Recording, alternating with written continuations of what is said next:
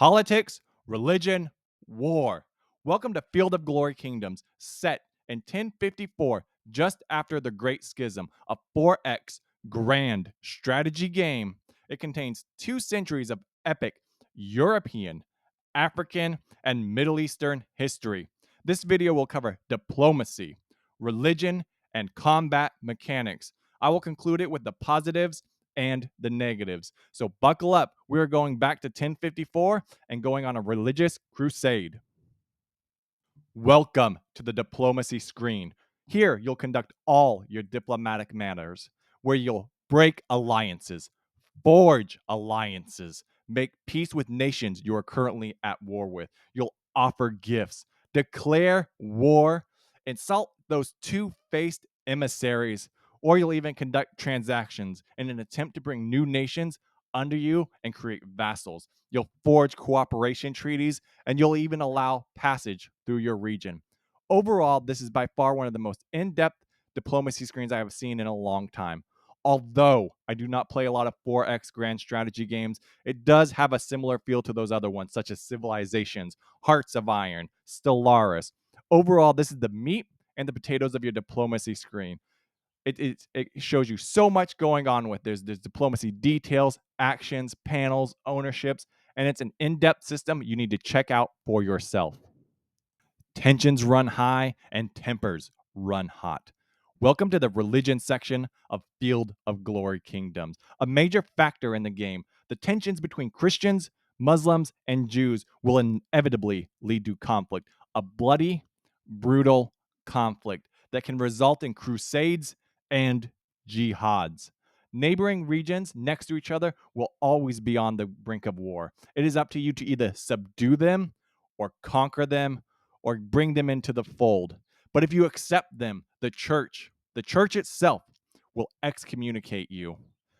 This is Field of Glory Kingdoms, and it's something I truly loved during my experience. Just that religious mechanic that always keeps the game in flux. It prevents snowball mechanics, and it's by far one of the most interesting mechanics I have seen in a game in a long time.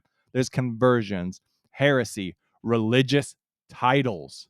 Something I have not seen in a game. We are the champion of faith, the Holy See, the Papal States Sevilla. The holy cities take part as well. You can go from Constantinople, Jerusalem, War, and Rome. There's also Mecca and Medina. The knightly orders. Welcome to the 5 Catholic knightly orders that may appear in the game: the Templars, the Swords of Brethren, and the Iberian orders, which are not currently playable at this moment. Overall, it's just something to sink your teeth into, and something I can't wait for you guys to get in a hold of. And I really want to see how you bring these religions or this conflict to life. Overall, it's a good role play mechanic, and I think you're going to enjoy it quite a lot because I know while I was playing it, I was having a good time, and it truly mixed up the feeling of the game. And now we dive into the most anticipated mechanic of Field of Glory Kingdoms. Let's spill blood on the battlefield, the combat mechanics. Overall, it's a relatively simple yet complex system. It can be exported into Field of Glory Medieval, where you can fight the battles yourself. Field battles and siege battles. A field battle will happen automatically when 2 opposing armies meet in a region, and each side may have one allied faction helping them out. You'll conduct deployment phases, ranged combat, duels, flanking mechanics, battle results, skirmishers evading, and then sieges. When there is a siege, actual combat will only take place if the attacker orders an assault. During the deployment phase, the first stage of a battle, the deployment of the 2 armies, the length of the battle line will be determined by the terrain and the region and vary from 3 to 12 and 16 at sea. That's right. Naval battles are also in Field of Glory Kingdoms. Visually, at first, at the start, skirmishers will be deployed in the front of the main battle line, and the battle will commence with a ranged combat phase. All units with some range capacity will fire at the enemy in this phase. Some units can only be hit in the front line, and some can reach the enemy's support line. This is Overall, the battle phase is something to watch. It's a joy to watch and it's fun to watch. Watching your armies clash in the fields, whether it's behind city walls, out in the open, or in cities, it's just something to watch and to look at. Overall, you can export the files to Field of Glory Medieval, and I have done that a few times, and it really lengthens the battle and it allows you to kind of turn the tide in your favor, especially if the battle is not favorable for you. Next, finally, let's discuss flanking real quick. We'll just conclude with flanking. And flanking happens when there's no front line or no enemy units blocking the current ones. So if a unit's on the front line and there's units on its side, whether that be to the left or to the right, units will get flanked and it will cause damage. Now it's time to dive into some raw, uncut, unedited gameplay while I talk about the positives and the negatives of Field of Glory Kingdoms, a 4X grand strategy game. Let's dive into authority and disorder. This is definitely falls into one of the positives. The tensions between grabbing more territory to increase your power versus expanding too far and being unable to control that terrain, where nations rise up against you, where there's sycophants opposing your every move, and there's conflicting religions on your borders and inside your terrain. It's just something that made the game a lot of fun and really prevents late stage snowballing. Dynasties are another interesting feature, in my opinion. I haven't messed with them too much, but it is one of the more positive things about the game.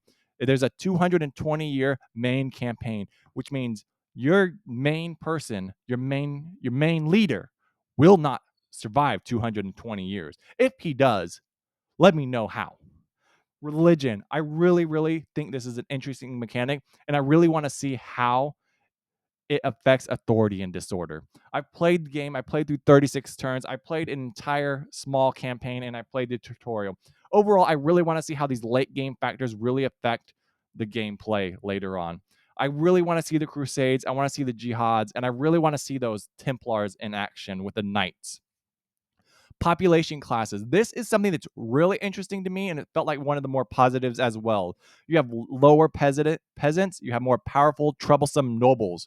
And that's something I did not talk about is you can actually spy. You can spy on the nobles and see what they're up to.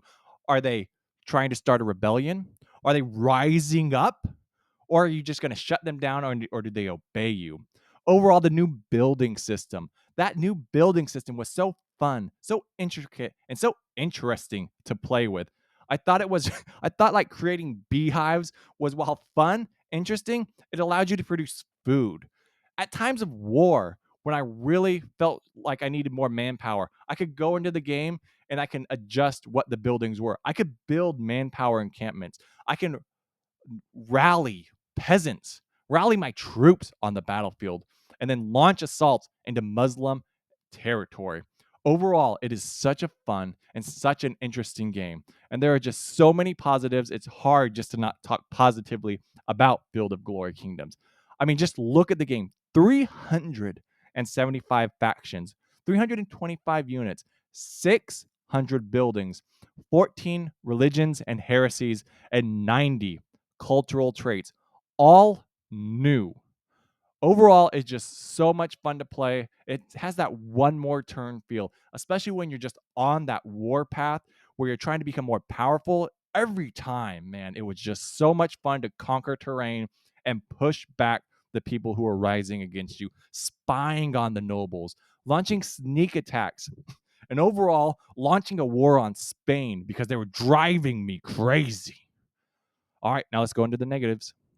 Now it's time for the negative section. And truly, there is not too much bad I could say about Field of Glory Kingdoms. There are a few pain points I want to highlight, and one of those happens to be zone of control. Units, opposing units are just able to push deep, deep into your terrain, right to your capital, and launch a siege.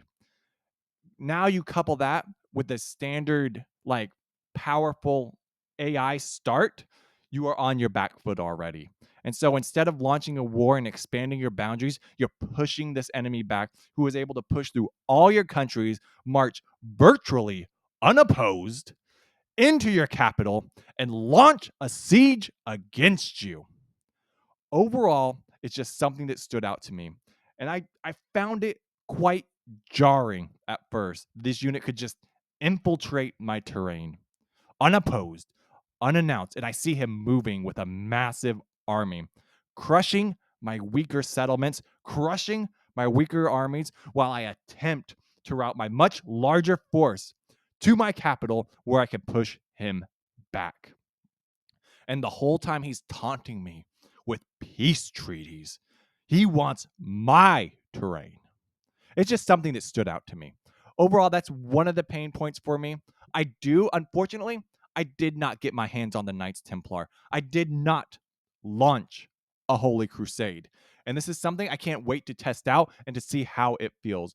And overall, the late game mechanics with authority and disorder, I really want to check those out. But I played the 36 turn, the 20 turn El Cid campaign as Leon, the leader, and that was actually a lot of fun. So overall, it's fun. I mean, that's just my overall opinion, my first impressions. You're gonna have a good time. I actually had a good time, and I don't play a lot of grand strategies. I play a lot of niche, in-depth war games. Now, make sure you leave a like, comment, subscribe, and share the video with all your friends.